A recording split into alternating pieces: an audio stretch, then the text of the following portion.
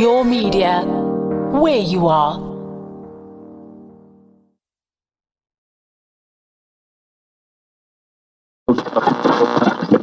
There are so many demands on you. Demands at home, in the boardroom, and in the bedroom. You have to be jack of all trades, wearing a different hat when the moment arises. You're on all the time, always on the clock, always catching up.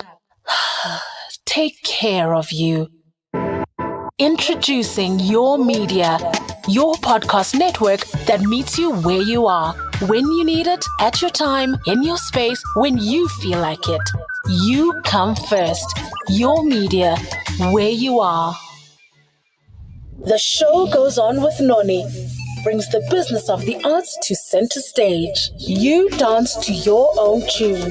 The show goes on with Noni. Brings the business of the arts to center stage. Hello. Sanbonani, we are back. With my friend over here, Satan. Hey, Pali. Okay. Oh, bathong, wa itse ke nke le utlwile hore o itse go na le mathata. Empa ai man. Mathata thing, babes. Ke re batho ba tsho jwalo. Oh, okay. Excuse, so not in a literal sense. No. Oh, my bad. It's cold, guys. Ai It's shabana bantu cold. basekasi angabuzwile tali Ngabuzwile, hayi, ngabuzwile, sweetheart, right. Unjani wena tali? I'm not telling you right, ngipregolicious. And beautiful. Mara ikhala lami babes lithi sanibonani emakhaya ninjani. Man, just give us such a note. You look gorgeous. Hello. My name is Vanessa Robin. Welcome to The Show Goes On with Noni. Right here on Your Media, hashtag where you are.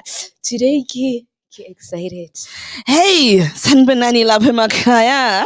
My name is Noni Mkonto, Spear of the Nation. Yes, I said it. Yes, and my friend over here, he is just going Vuma. Oh my goodness. Welcome to The Show Goes On with Noni on the platform Your Media, hashtag where you are. Today in studio, we have, oh man, Royalty. What? yeah. And she ain't shameful for it because Said it. no, it's the truth though. Royalty. It's the look at them. I mean, yo, I tell you, when I went to the entrance to just go and welcome them in from a distance, I was like, Nkosiyami, dynamite. Secretly African. Exactamundo. We've got Lebo Toko in studio, and we've got Clive Mathibe. Did I say So it right? good to be here. You said it well. Yes, Perfectly. stunning. Both Toko Mathibe Toko. Yes. Oh, there we go. Okay, we're putting them together. Stunning. Welcome. Thank you for having us. No, thank you guys for coming through. Yeah. Yes, I'm actually going to brag. Please and say do. this. Please do. This is the first time they have an interview together. Yeah, no, it took us a while to get here, but it feels good to break our virginity with you. Yay, stunning. And- I'm glad to have deflowered you guys. Because we've never done this. No. I think we've had a couple of requests, from print to TV stuff Yes. to like radio, Yeah. and some people who have also been our friends. Yes. But we've just kind of I guess the time was not right. But I also guess the platform was not right, and now everything. Yeah. just Yes. No, timing This is feels everything right, as it's well. everything. Hey. And I think, if I'm going to do it, I'm going to do it like this with you. Okay. Yes. Yeah. Yeah. Someone you Yeah. trust. I mean, Yeah. not that he's saying he's not trusting all these other friends. No. We're not But saying we got that. a special bond because we always talk about timing. Always. Yes. Lebo and I are always on that conversation about timing is everything, move in silence, Yeah. all those things. So I think that's probably why the comfort came in for you guys Yeah. to say Mhm. yes. Even though Yeah. I thought, oh my God, Clive might not, because I don't really know Clive that well. I know Lebu and I just but I'm so happy to Once again. Like, I wasn't the guy who No, he did very good convincing me. Yeah. He didn't really have to work very hard. Okay. I think I've seen both of you ladies and the work that you do here. And we've bumped into each other. I think we bumped into each other at the 2 weeks ago, 3 weeks ago. Yes, at the Africa Rising Bioscope, yes. thing at Bioscope. And I knew that I had to do it. Stunning. Yes. I'm so happy you're actually doing it. Yeah. Because, I mean, this is a power couple, if y'all do not know. But obviously because... Pressure much power couple. But you just take it because it is you. It is you, though. It is because, what you guys are. like, your credentials, the stars that you guys have on your shoulders. Like, from... I mean, I've known Lebo... I saw you first at the People's Theatre. Yes. That's where we met. Yes. That's where we met, doing children's theatre. Me being Piglet. and a whole lot of other Weren't you characters in, like, some paying your suits? dues. I was. I was in a Piglet suit and I didn't even know that I had I was claustrophobic. Yeah. And our opening, we were at Gold Reef City. I must do all the animals pop out of the houses and I go, and there's Piglet. And Dali, when I opened the door, I literally fainted. Joe shouted, No way. "Get in the car! Get in the car!"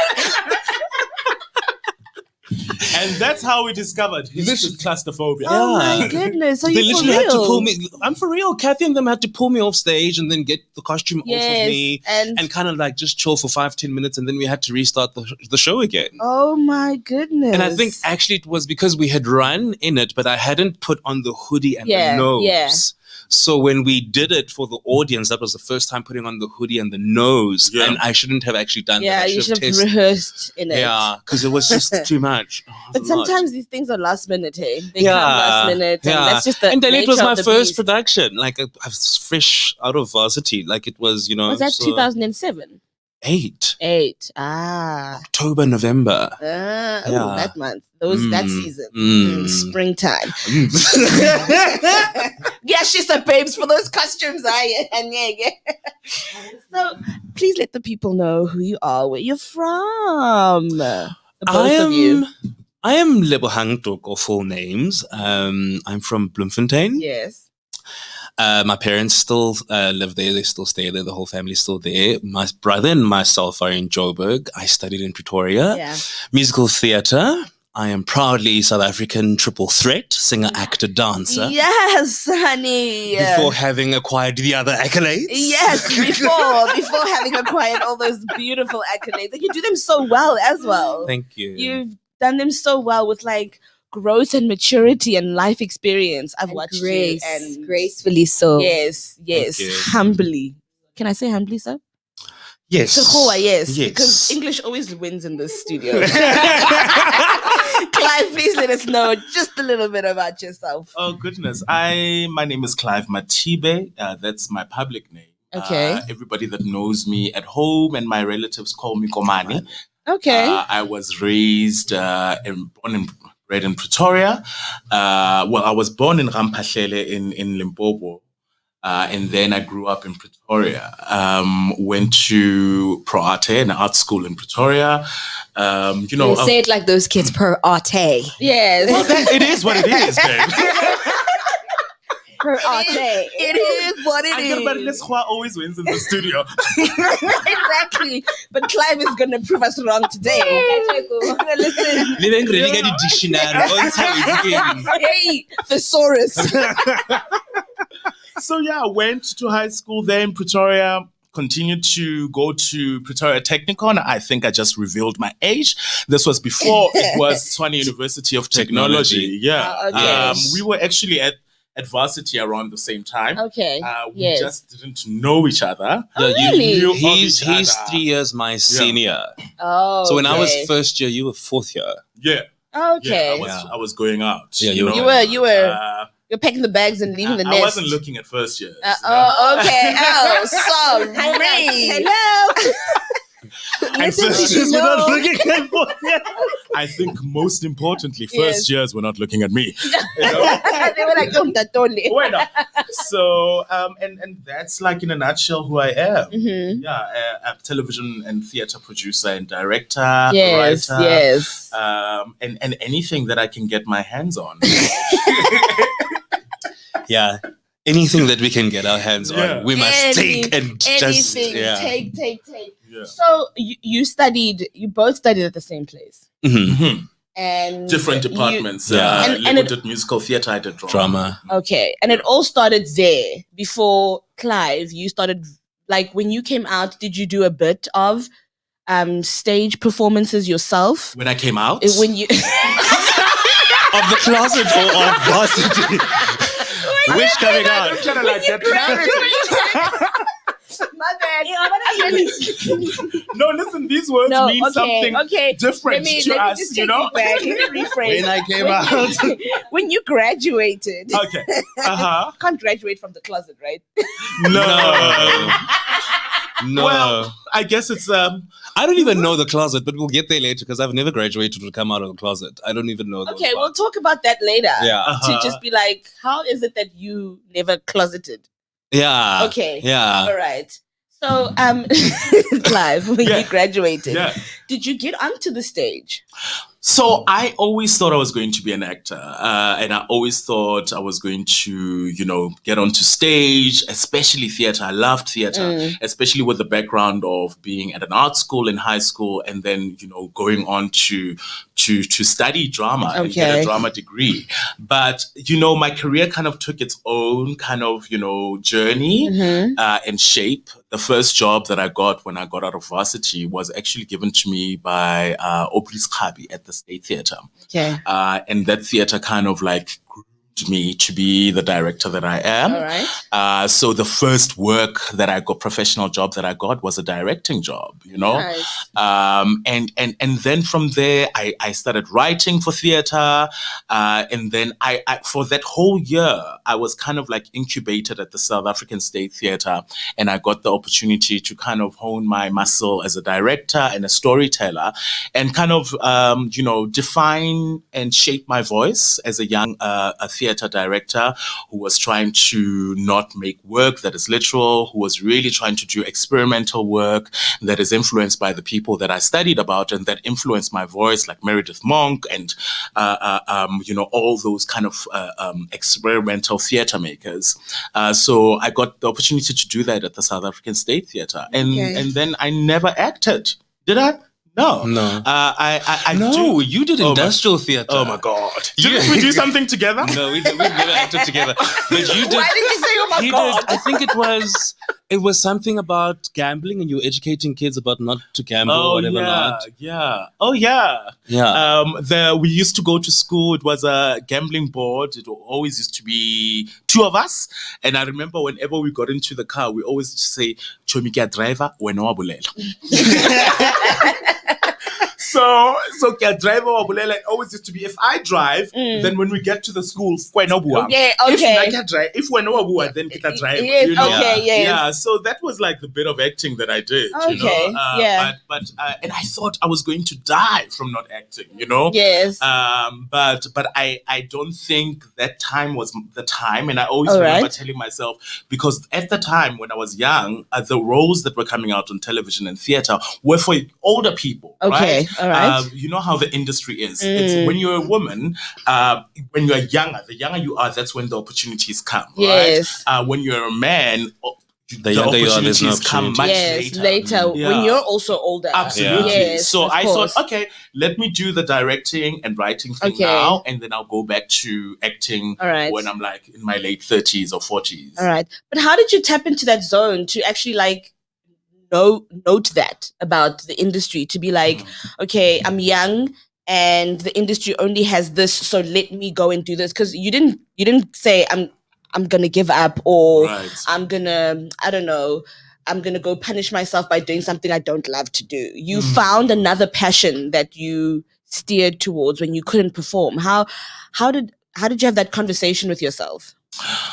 Well, I think for me, it was always about diversifying was an important thing. Okay. for me in the industry. You know, from coming from an art school, and even when I was in varsity, I specialized in directing and writing. So I wanted to use those things. You know, my parents paid school fees so that I can study these things. So I knew I was going to write, I knew I was going to direct, you know. So for me it wasn't a loss just because I couldn't act at that time. It was just me doing something else that I'm supposed to do, because I think it is very important in this industry to diversify, you know, because you're not always acting.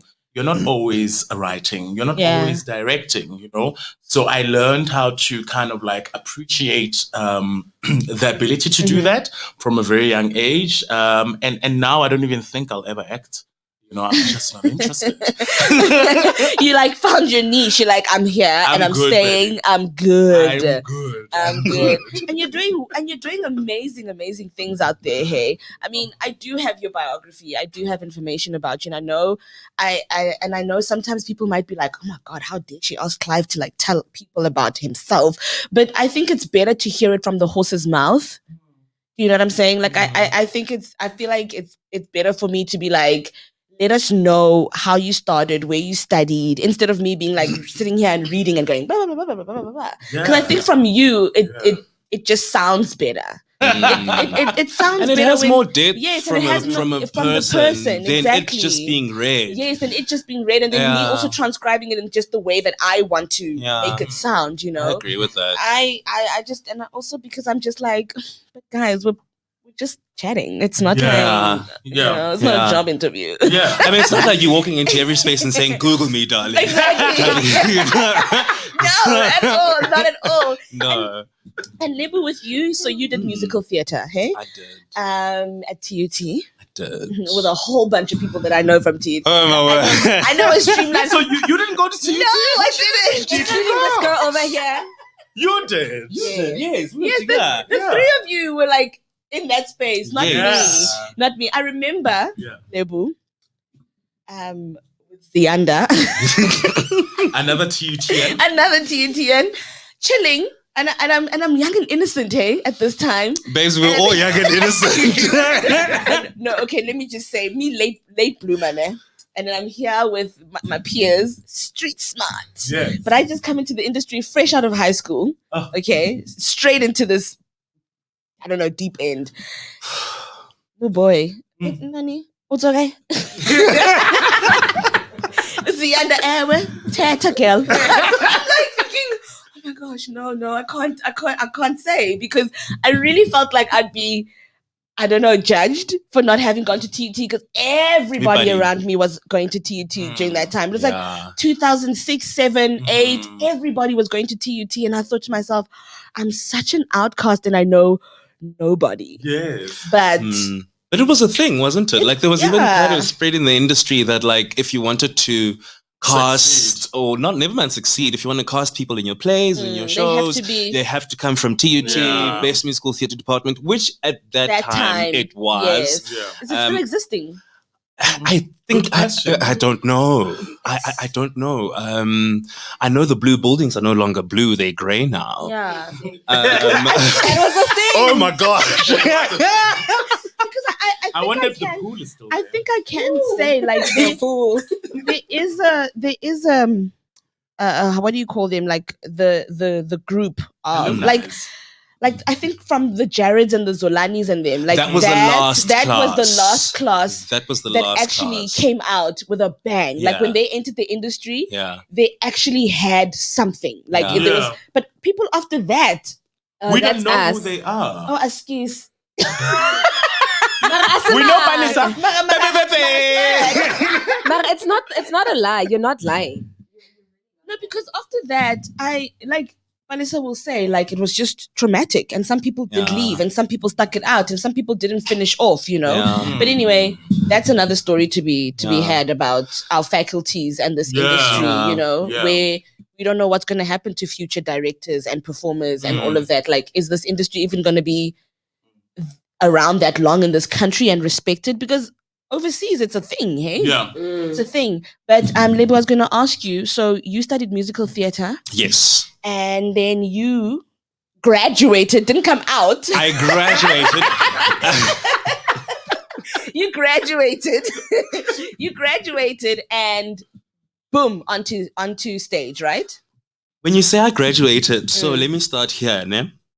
Same year as I'm busy finishing off my third year. Yes. Oh, this chinchilla we're thinking, it's just Is it a everywhere. chinchilla? It's chinchilling all over me. I used to have a pet chinchilla. Maybe that's Albie. Stop it. But in terms of graduating, so that at that time, 2008, October, November, December, I was actually juggling my first job and writing my exams. Well, you weren't allowed to do that. Oh, I was. Oh, okay. No, I was. Oh, I had okay. asked for permission. I had alright, asked for permission. okay. But also remember, I was done studying. We were writing our finals. This finals, was my third year. okay. I was leaving, right? Yeah. But an amazing experience. Okay. And then on my graduation day was my opening day at the Rudaport Theatre, and I was doing Roald Dahl's play. I forget what the play is. On stage with one of my lecturers, Niels Claassen. Yes, okay. So they called my name out at the graduation ceremony. I wasn't even there. And my classmates called me saying, Dali, where are you? And I said, I'm making money, babes. Yes, honey.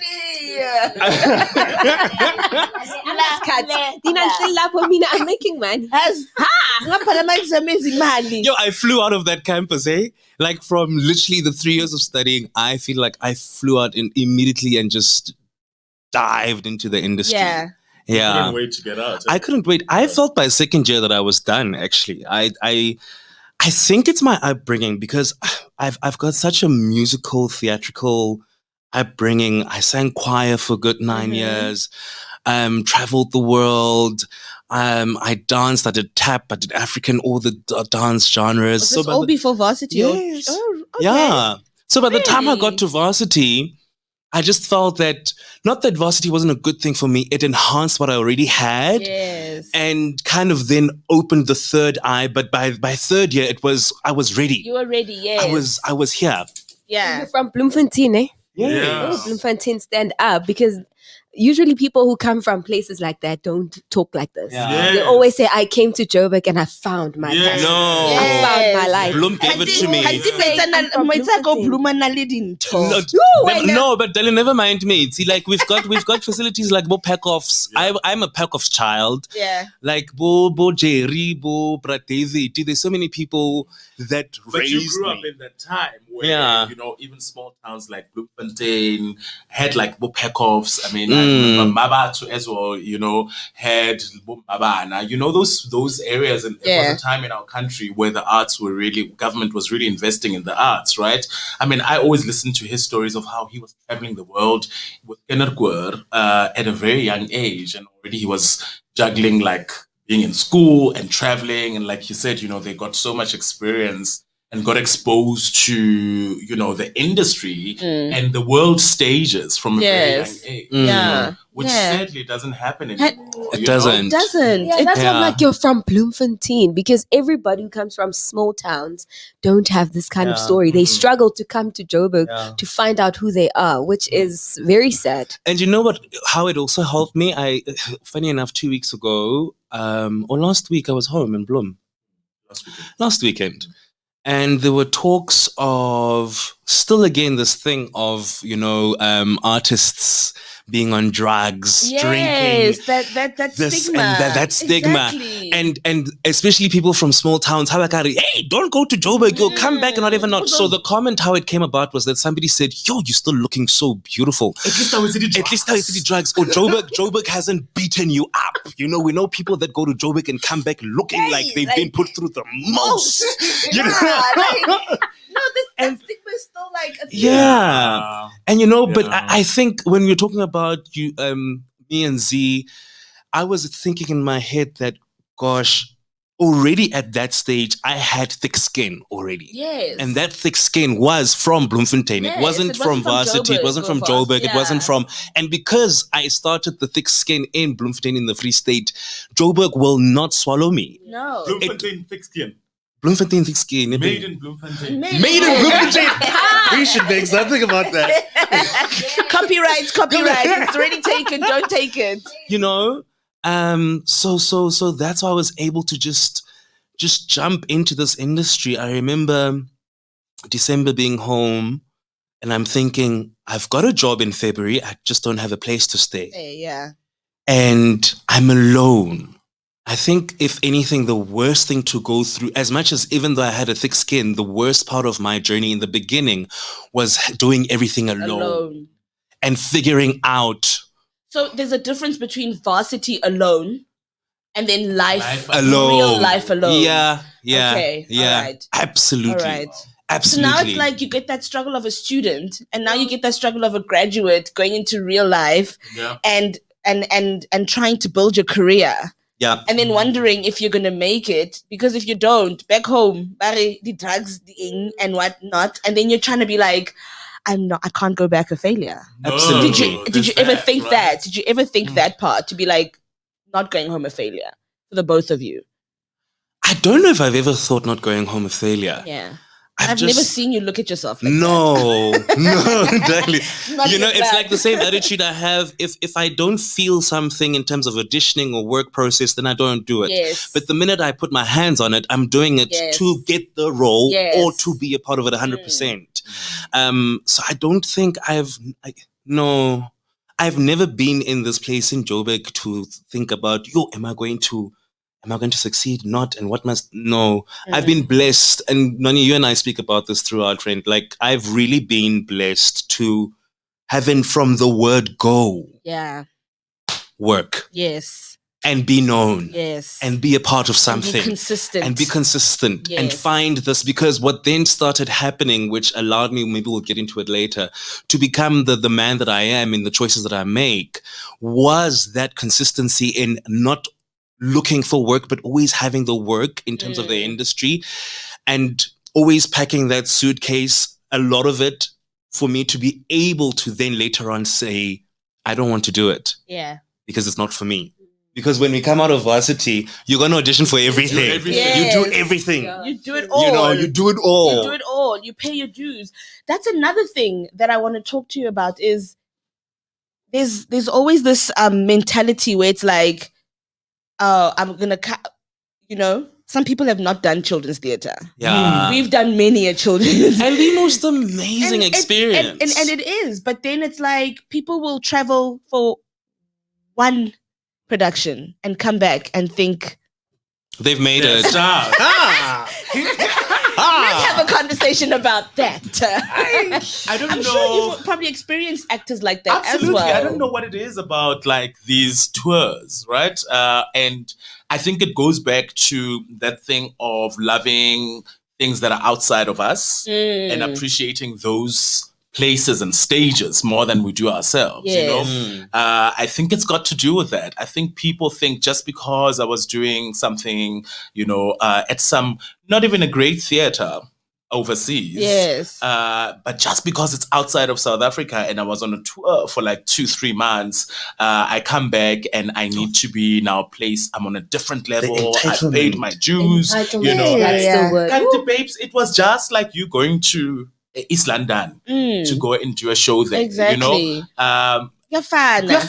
Love. You still need to like go through everything that everybody here in South Africa. You still need to pay your dues. You I don't even think that ever stops, right? No. Because also it makes you a solid person in this industry to pay your dues, and then to know, Guti, if Noni or Lebo or Clive or Balisa say no to this, people must understand and be like, okay, we get it. Yes. Or when we say no, but Kukopa 10% increase. People must look and say, I understand. But now you can't just go Jersey Boys I got on a flight. 6 months at Jersey Boys, come back and then be like, no, 10%, and then people are like, but joining the Jersey Boys. You can't get an additional 10% for catching a flight. No, man. No. And then seeing the ocean from iBird's view. No. What do you say about that, Lebo? I agree. And when we're talking about children's theatre, because like even from varsity already, we were hearing about children's theatre. The first two things we heard about was the pantomime and children's theatre. Yeah. And I was excited and wanting to be a part of either or, right?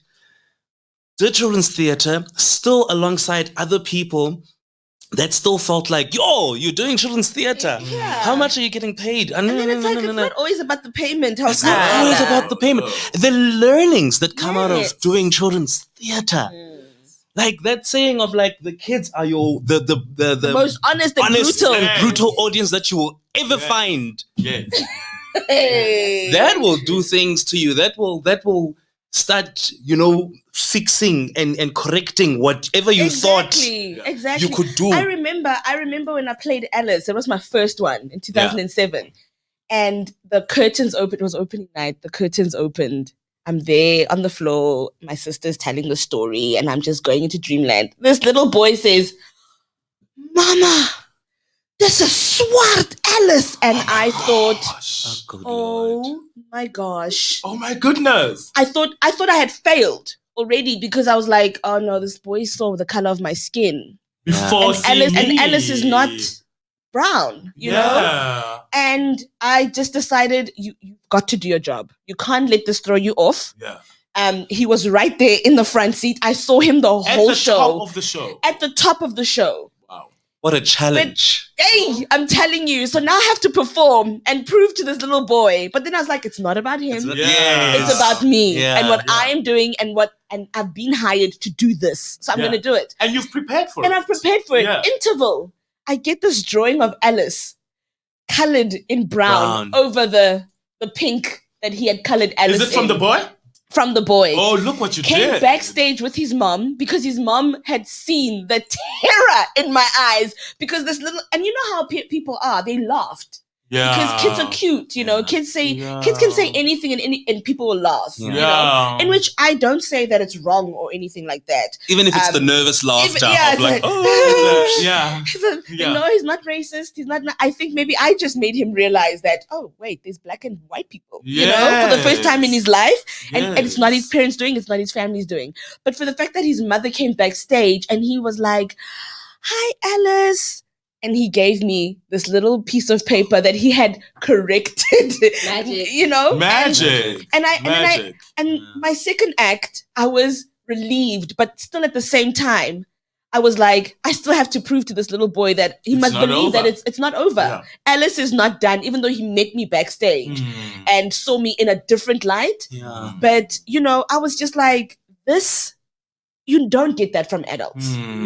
You don't. You really don't. You don't. And I think that moment is when I said, anybody can say whatever about me. I'm going to do what I want to do, how I'm capable of doing it. Yes. Yeah. And I'm going to believe in myself. I think that's the magic of theater because theater, it changes our minds. It conditions our minds. Instantly. Instantly. Right there. And when you start with children are so pure. Yeah. So when they give you their purest comments, you need to step into yourself and see, why am I doing this?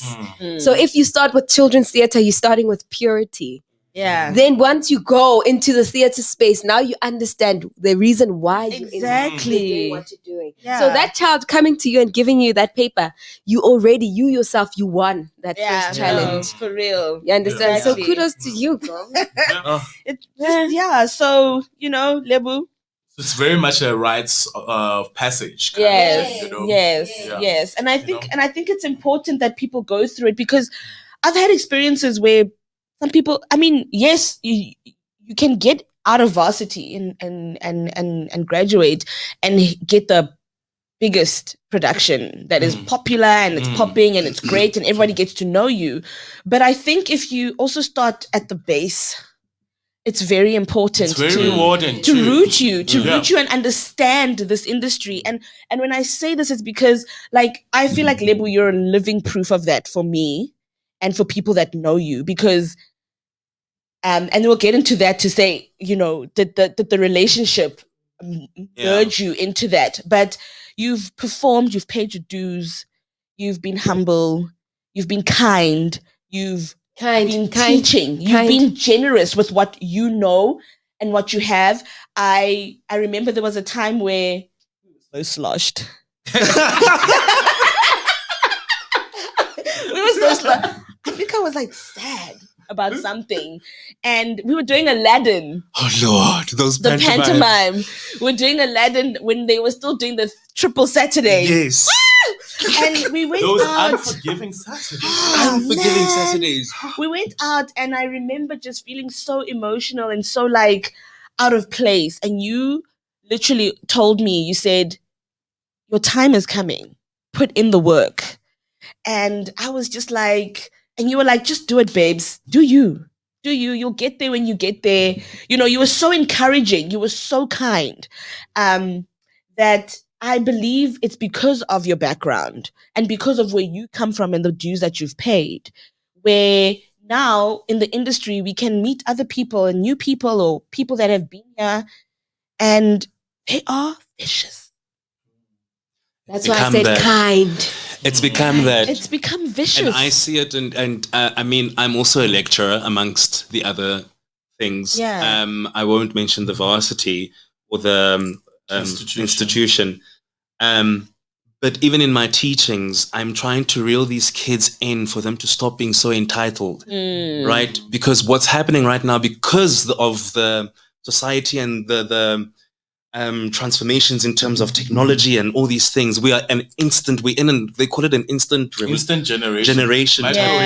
Yeah, Ooh. so it's even relating Cancerous to even foods. ooh, it's relating to the physical form. Even you have a third year going out of the institution feeling like this is mine. Yes. I deserve it, and I'm just there constantly reminding them that this journey is a long road. Yeah.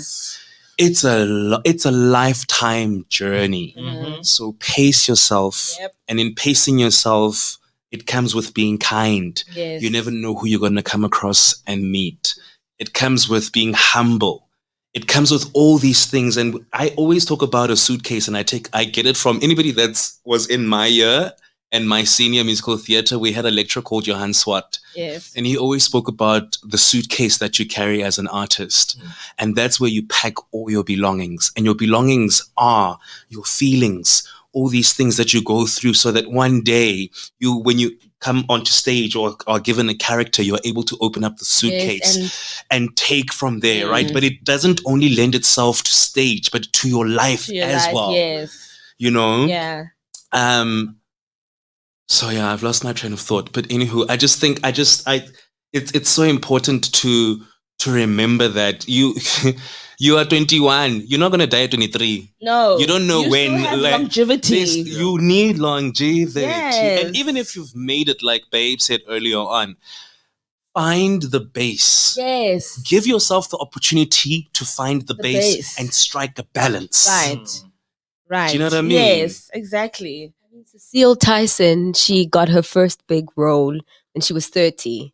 Viola Davis got her first big role when she was also around those. Yeah. 40. Hey. They are such wholesome performers, artists. yes. They are legends. Yes. Because Meryl Streep, Meryl Streep herself. She got her accolades when she was really, really old. Much older. Yes, because she was wholesome. Her bass was very strong. Her bass, everything that was about her, she understood in her suitcase what is it that needed to be taken out at a certain point. Yes. So if you don't understand all of those things, you become entitled. You want instant gratification because you want to become what people say you can become. Because go varsity, they're like, oh my God, Lebo is so perfect. When you get there, you get a mentality, then you forget what you're doing. Yes. And there are many other labels when you get there. Exactly. You get frustrated, you smoke drugs. Exactly, and I think that's where the one-hit wonders, or like, how we are unable to have longevity in our careers, because longevity in your career is all about these things. It's putting in the work, is making the networks, is nurturing those relationships, is working really hard, sometimes not even being paid or recognized. Exactly. For the work, sometimes you got to do that work where you're just doing it for free. Absolutely. Because you're networking, you're building. And it's not free. You are value exchanging. Exactly. There we go. Exactly. There we go. So, value exchange. All those things are so necessary when you're trying to build a career of longevity, because we're in that kind of career where we don't work with machinery or things. We work with humans, flesh. Humans, right? Yes. So we need to nurture those relationships, with all these wonderful things like kindness, humility, hard work, all those things. Needs work. Yes. And then the talent comes. Yes. I always say I would rather work with a person who's hardworking, who prepares when they come on set or on stage or into the rehearsal room, than somebody who is just a talent. Just a talent. Just an ego. Just an ego. A walking, trifling ego. Absolutely. Because I mean, you see it in our industry, especially like really popular and celebrity kind of artists and personalities who come onto, rehearsal rooms, or maybe you're doing an event and a person hasn't even read through the script, for example.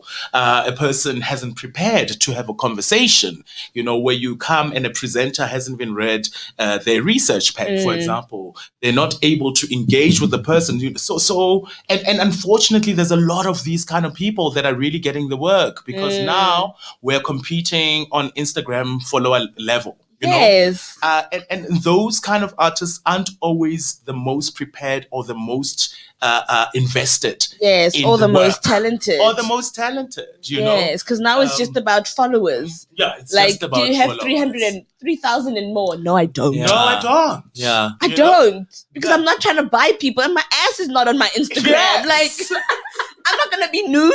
Yeah. But then also what you see is, I mean, 2-3 years ago, we did a production, and Clive and I co-directed and worked on it. And I'll give an example of an artist that came to rehearsal. Now you must understand that the band is there. Everybody's there for you. Yes, for you. How dare you arrive not even knowing the lyrics? So we must wait 5 hours up until you learn the song or learn the... Wow. This was given to you actually 2 weeks prior the rehearsal.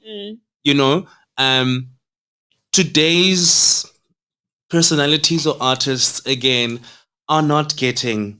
Yes. Nobody's naming and shaming. Nobody's naming and shaming, and everybody's accepting mediocrity. They get rewarded for bad behavior. They get hired all the time, because at the end of the day, what are we focused on? Instant what's the word? Gratification. Is there a jar? We must find throw in one right every time. Instant gratification. Yeah, that one. And because you hear sentences like, yeah, I know he or she did this last time, but we need his face. For what? Where's the quality in that face then? Yeah. Like my friend Tammy Dish says, basic. We are so basic right now. Yes, we are. Living in a world and society, especially in South Africa, that just celebrates mediocrity. Yes, like Clive, you were saying earlier that you guys grew up in a time, and you mentioned names. You mentioned, I was like, yes, you mentioned, so like healthy industry working spaces. And what do you think the performers, artists, actresses, actors now, who do you think they can base their... Because when people talk about back in the day, we had somebody to look up to. Yeah, we had people to look up to, so many. But now, do you think that there's... Oh, what a difficult question. It is quite difficult, because everything is very commercial and very bubblegum, and I doesn't last. More than a person, I think we need a society and community that really nurtures like the institutions and kind of like organizations that can be a place for that for young people. When we were growing up, I mean, even these companies like Pact were there. We had in Mabato had Mabana. We had all these kind of vibrant training institutions that were outside of universities, right? So even in your community, you saw the arts, right? Yes. You felt it. You didn't have to go outside of yourself or switch on the television and be inspired by something that is outside of you. Yeah, and right there at home, those youngsters were taught how to work hard, how to be humble, so by the time they switched on the television, they were not going to be influenced by mediocrity, so I think that is what needs to happen. We need to start strengthening what is around our communities, and start showing young people what they see every single day around them. Yes. Not this thing that is like on television or on social Instagram, media. yeah. Because those things are not real, No, right? they're not. They're not real, and young people aren't able to get anything tangible from Yes, an Instagram exactly. post. No. Except for that ass, Or that fake life that you're that living. fake life that they're living, and people not understanding that there is things like being sponsored and endorsements and the fact that you are being endorsed this house or this car Yes. or this lifestyle, and It's you're not signing. yours. It's not yours, and you're signing a contract. And when you step 1 foot out, it's it's gone. gone. Just like that. It's gone just like that. So And who's telling the young people that? The truth of Nobody. Nobody. Because That's also- why kids can also be against the wall in the bathroom taking a selfie. Yes. Because they don't understand why that person is doing it. And they Yes. don't understand that they are selling their souls to the devil Ooh, darling. for money, yes. Yes. But I want to die Instagram.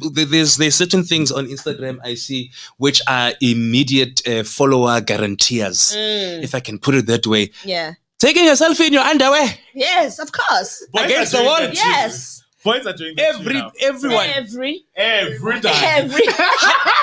How do how and when do you get to the position where you see, like because I'm on a training program. Yes. I take a selfies in my vest and undies once a week Yeah. to kind of track my body progress. Yes. But that's for me. Yes. That's for my documentation, Yes. right? Mm. Now, how do I get to the next level? Get desperation again. Against the wall. Get desperate. But get a post.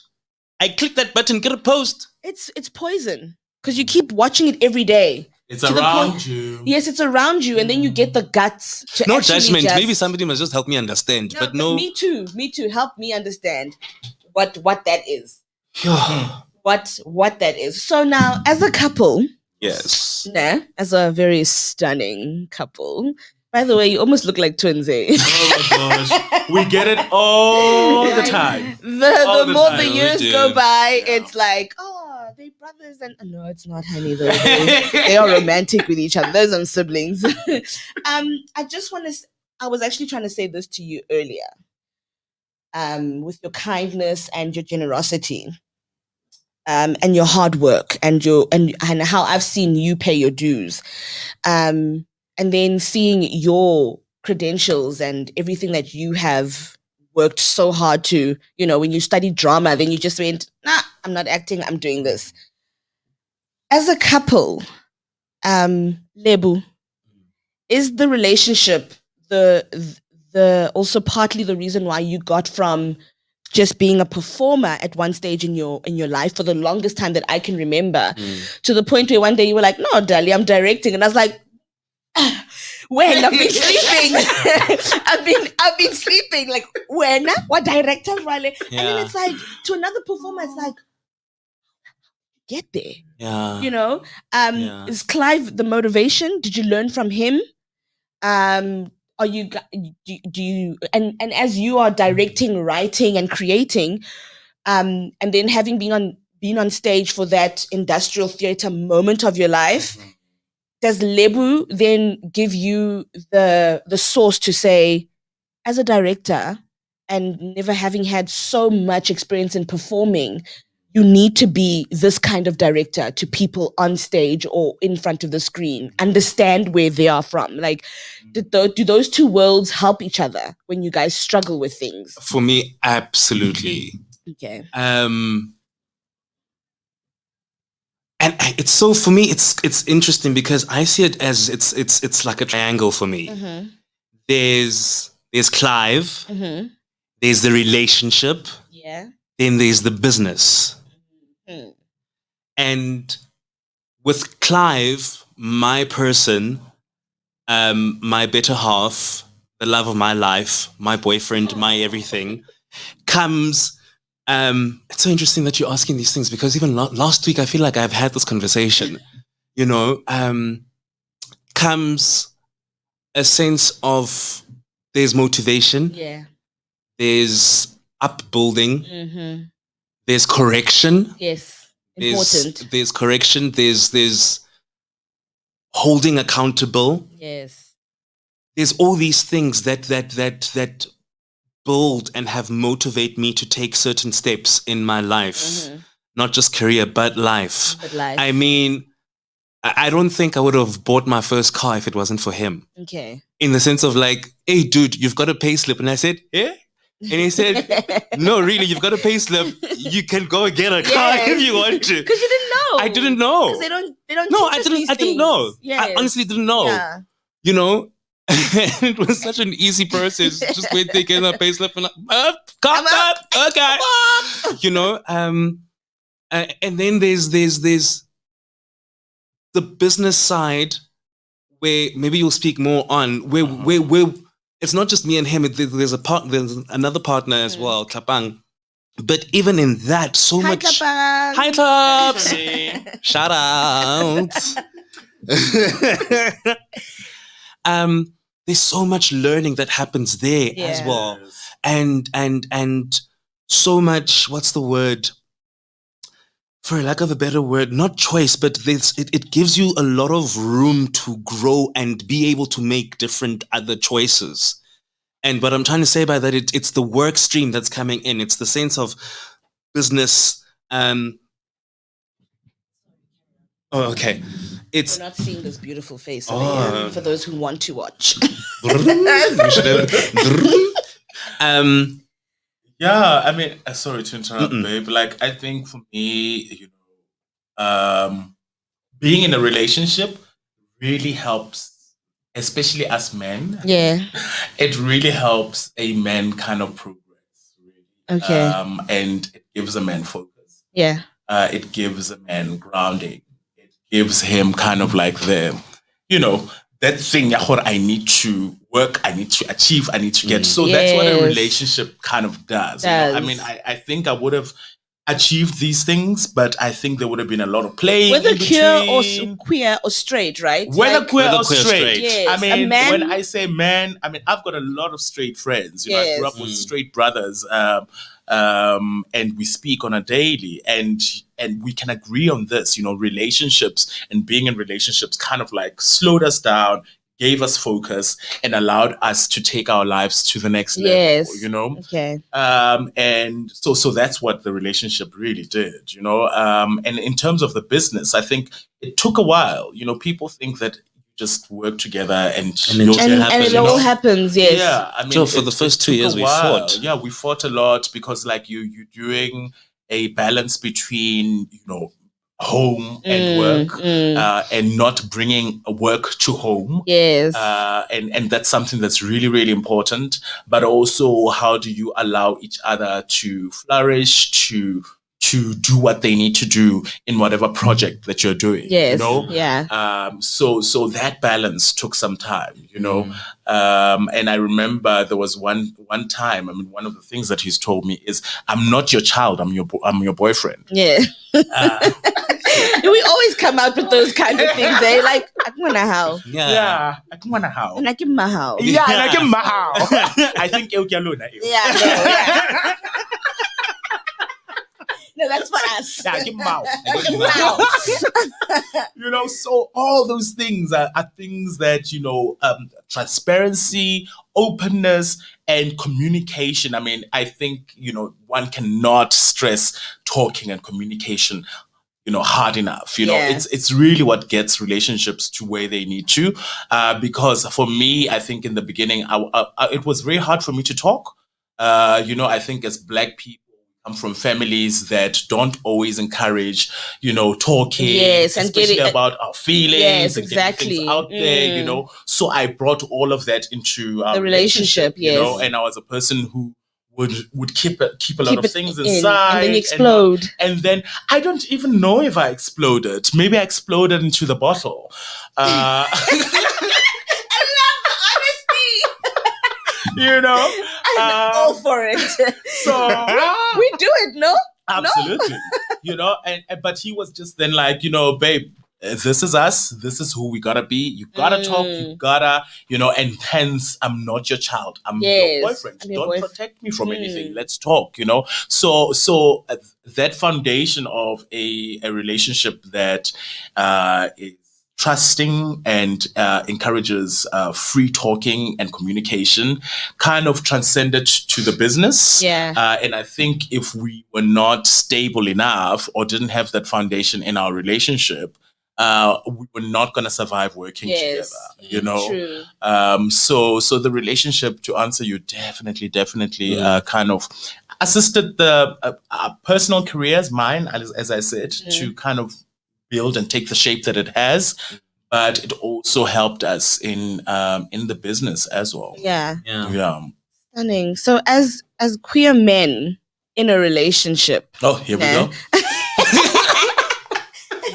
Shall I flick my hair first? Firstly, from earlier, Lebo, I don't know. You said you didn't have to come out of the closet. Yes. Well, when are you by me making that statement, it was just like my upbringing and how I grew up. Okay. Like I didn't feel a sense of was like you already. Yeah, like I didn't feel like you needed to hide what's going on. And I think it was the choir and the creativity that surrounded my upbringing. You know, because everything was just la la la, and having a lot of gay boys and having a lot of gay friends around and girlfriends, as in Bocheri. Yeah. Chomi. No, I think it's 2021. Everybody knows what a chomi is now. Can't tell me you don't know what a chomi is. Come on. You know, so that's what I was trying to. Yeah. Oh, okay. Yeah.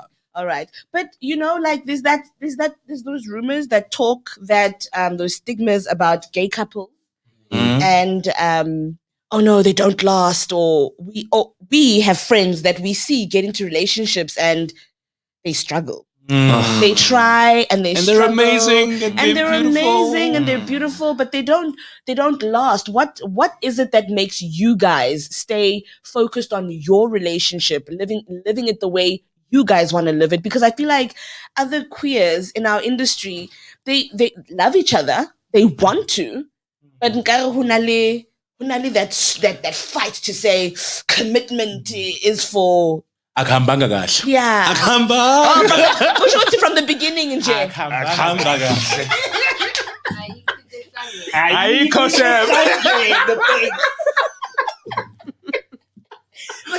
from the beginning. Akuhamba and akuhambi. Hey, you guys are the You see what I mean when I say power couple? Can you show off anything because they like babes? Can't break this bond over here. I don't know. I think you know, like Lebo is like my second serious relationship. Also to make the relationship so successful. So talk about that. How do you keep it together?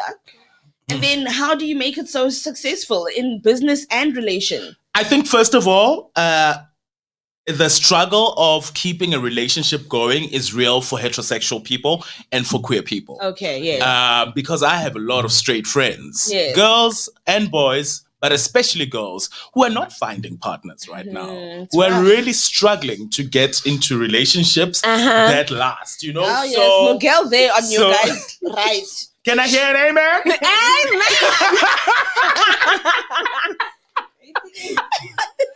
I just need to get on the chair. Give it a for the babes on the table. So I think, you know, we need to change the language, you know, because there's so many things of, the gay, is anybody relationshiping, but it's things that happen, gays are promiscuous. Yes, that's a big one. Honey, everybody's promiscuous. Everybody's having it. Everybody is struggling with relationships. So I think that's what's happening right now. It's just harder to get into relationships and keep them. And I think, you know, partly because of the world that we're living in now, you know, we spoke a little bit about it, the microwave generation, we're living in this world in this digital form. Where we can also hide in our own bedrooms and be fake. Yes. So that doesn't allow us to connect with people authentically and people using all this digital facade as a barrier, you know. And I think what is important in order for relationships of any kind to flourish is for me to be able to look into your eyes, to connect with you on a daily basis, you know, and to really know what your struggles are, what your aspirations are, what your dreams are, and how you would like to get there, and how I can fit into that, you know? Yeah. But that's what people are not doing. I wanted to interject and say, I think that what's happening, my own personal opinion, because I met this man, fortunately so, at a very young age, which was 2021, I was able to have somebody to look up to and somebody to love and get the same and grow together. When we talk about dreams and aspirations and all these things. Yeah, the growing together really helps. The growing together really, really helps, right? But again, I've had these conversations with a fellow of our friends. Over 25 years, you are established. You know what you want in life. You have your salary. You've got things. Now, when you're about to meet a person and we are both 30, whatever not, who's going to compromise what? Exactly. These are arguments or things that are happening. Small things that are happening where people are just Who's moving out of their house? Who's moving out of their house? Who's doing what? Yeah. You know, so at that age, You're so right. So it really helped. I think what worked for us was the fact that we always say this, we grew up together, right? So we didn't come with a lot of baggage, whether it was from previous relationships or just life in general. Yes. You know, because like Lebo says, you know, how do you compromise when you're so established already, when you've got, sometimes you're trying to get into a relationship and you've got kids or you've got a child, but you've got your own life. You've been so independent for such a long time, and then somebody else comes and now you must compromise. Because compromise is a big part of it, is a right? big part of it, yes. And a lot of us don't understand what compromise means. You know, people think that compromise is about winning or losing, and it's not. Or being controlled. Or being And controlled. it's not. You know, it's not. You know, not. so I guess the more you grow up, the harder it is to let go of your independence and how you're used to kind of running your own life. So I think the age thing really helped for us. You know? That's stunning, because I've watched you guys do the most. Like, you guys have been amazing. You're my best queer couple in the Thank you, country guys. ever. And if you ever, I'm not even gonna say it. Never touch wood. They knew exactly what I was saying. Because it's that bond. It's that great of a bond. And it's clearly groomed the two of you to be the men that you are today. Absolutely. And it's so stunning to watch that you guys have fought the odds and the rumors and and the thing is, what I love about you guys is, Lebo and I speak about this all the time, how you guys move in silence. Yeah. You are there as robust bodies that you are very much in the people's faces, but the parts of your lives that need to move in silence, you guys definitely nail that on the head. And I think it's because you understand why and where it takes you if you do that, you know. So I'm no. You know, my uncle said something to me the other day. He was talking about my career, but he was talking about other things. He said, you need to make sure that you don't do things that are going to bring certain energies into your life. In whatever, make sure that house, it doesn't have an energy that's going to bring things that are going to cause the ref in your lives. So when I look at you guys, and when you just said never, Yes, at the same time. Did you see the penny drop? yes, it reminded me of that, of what my uncle said. Like, don't allow certain things that are going to come within you and cause a riffraff. I respect how you guys do it, and you're so conscious about it, and you're so intentional about it. I would like you to tell a couple right now that's going through that space where, because infidelity is a problem. It's a problem. Especially in your world, ne? Heterosexual. Uzathola ukuthi bayi-5. Uthola ukuthi, hey. So I'd like to know with you guys, what would you say to a couple that's going through that's allowing things to enter into their relationships and causing the referef? How do you, especially our industry? yeah, especially in our Entertainment industry. How so le industry. broke mo o lata Hey. malume o mongwe Hey, ke wait. o mane o And it's mongwe. real, those It's things. real. They are what is happening right Yes. now. I mean, I have a friend who found out, a colleague who found out that a significant other has not, well, she knew of one child, and then she found out that this guy actually has like 5 children. Oh! So there's like 5 baby mamas, And then Bakro for not doing the research. But meantime, you're just like, but why must I? Yes. How do you walk in then? Why are you not Google forthcoming? research? You know what I'm Why saying? ubuama ka le wena? Why? Yeah, and then you find out about infidelities and so forth. But I think my answer to you, Palisa, is whatever you're going to let in, like your uncle so aptly put it, whatever you're going to let into your life, your house, your relationship is something that it's so important that you must talk about, both of you. I think right now we're living in a time where it's so important for people to define the rules and conditions and regulations of their relationship. I think a lot of the time, what makes our relationships fail is that we are going according to these rules of society that we don't even know. Rule book thing, Show me. But we're following these rules, right? I must get married first before I get pregnant. I must after I get married, after year 1, because before 25. And then we must be a trending couple. We must do all these Matchy, things. matchy. So there's nothing wrong with matchy. wrong with it. But if matchy then becomes very mediocre if it doesn't, and false. if it's not authentic to who you are, then that's when it becomes problematic. So I think you must be very conscious of that. You must guard your space so much that even the friends that you let into your life and the people that you let into your home, that you let into your space, whether it's through lunch or a coffee or whatever, whoever you give time, because that person is going to have access. By having access to me, they have access to Lebo and our life, because we're open like that. We'll get to lunch and we'll talk about everything, definitely. So we're very conscious about who comes into that space. And I think it's important to guard it, and to constantly be in communication about what you want to let into that space and who is coming into it and how. And in communication with the other. Yes, all the time, So, I mean, that's the only way. And then so nakongwe batho fufa fela kalifielo bakele come on Amen. Pepperize that house, darling. Pepper is a real thing. Pepperize that house. In sort yourself out, please. And translation for that is there are witches out there, and pepperize means sagerize. Sagerize that house, guys. Sagerize. Love it. I am dead. Love it. It's been such a pleasure having you guys on. Oh my it's God. been Thank an you. hour of talking. Yeah. And I said it before.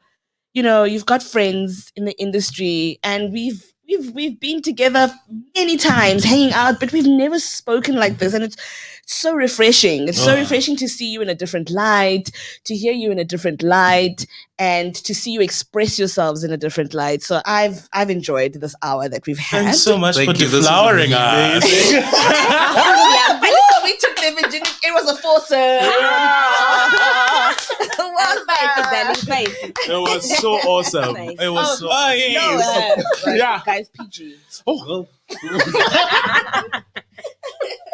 So thank you so much, Clive and Lebo. This was amazing. No, thank you. It was really amazing amazing. because Thank you guys were, again, so kind, so giving, and so generous. So this is why it works, because we're not here to, first, we want you guys to motivate people to have interest within the industry and to break the stigmas of this industry and for people to learn. And for those, because like we said, Meryl Streep, she started when she was in her 30s. It's never too late for anybody with that natural talent, if must say, to say, I'm 35. I'm behind a desk in front of a computer. I'm Don't wanna everything be that there. Beyonce is. I'm a triple threat.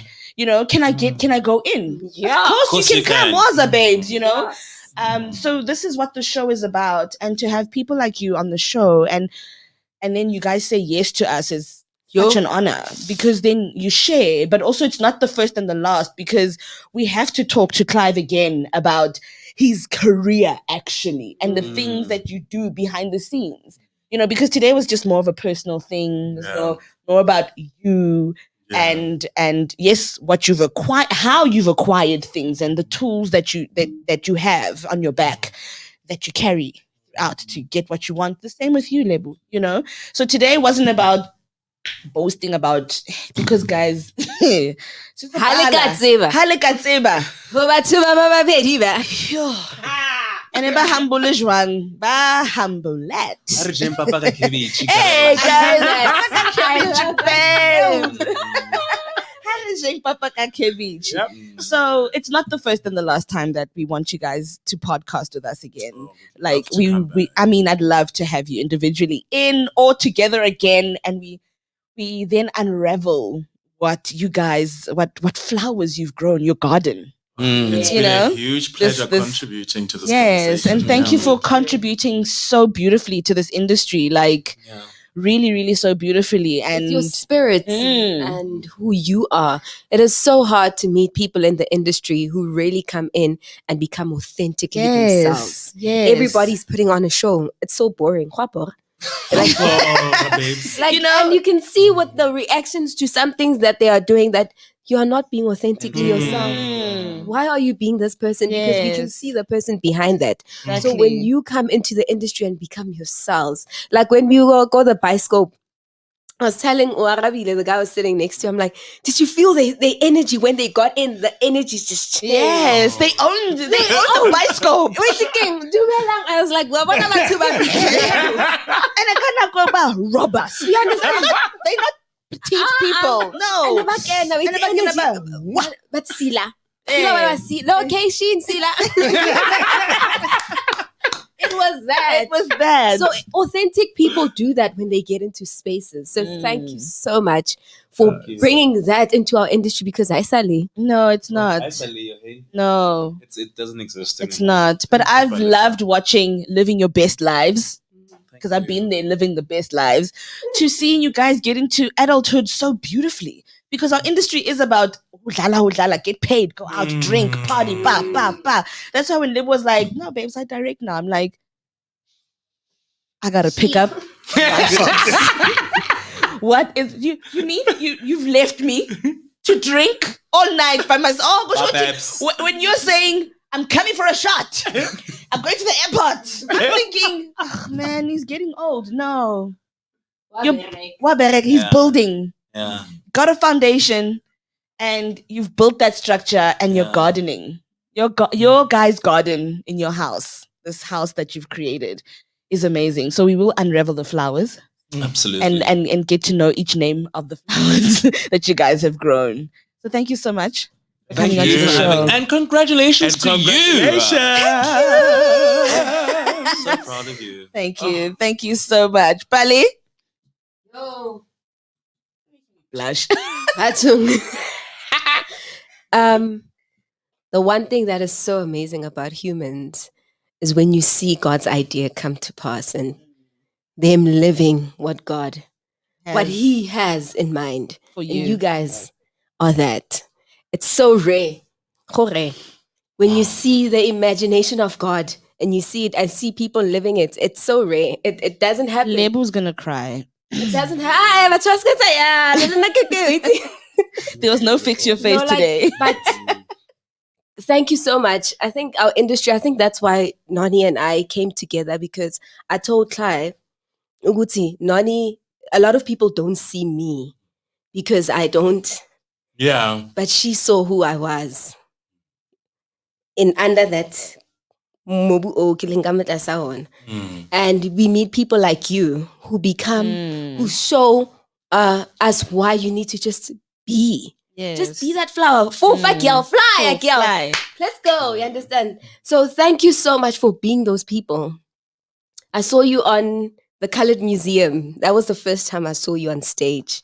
I still remember it. Miss Raj, you were She's phenomenal. getting emotional. Her Yo, voice is shaking. Toko, I told you the other day that I watch it and I hear your voice and I see what you're trying to do for the industry, for the artist.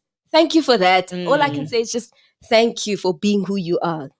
That's why we do this. This is why we do this. This is why we do this. And this is why we have people like you come on the show. Yes, that's why the show goes on. The show goes on, babes, because there is so much that we can do. It's not just about, I make this example all the time, Matosa, Mamprenda, just being singers and then passing. It's now we have the opportunity to be more than just a musical theatre performer.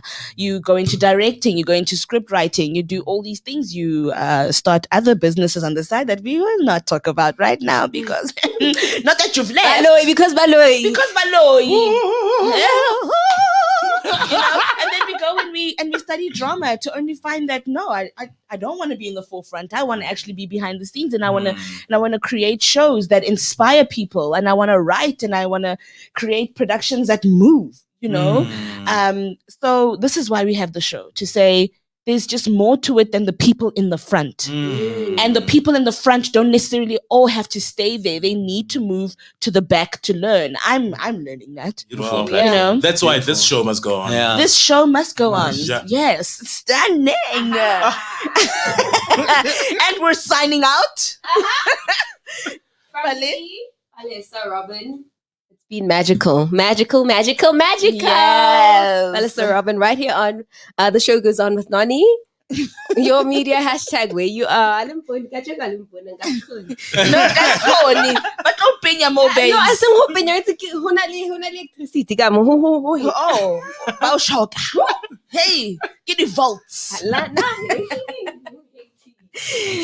And that's it from me, guys, for the week. Have a fabulous, fabulous week ahead. Noni Mkonto, Spear of the Nations, signing out. Bye. Bye. Zlatan.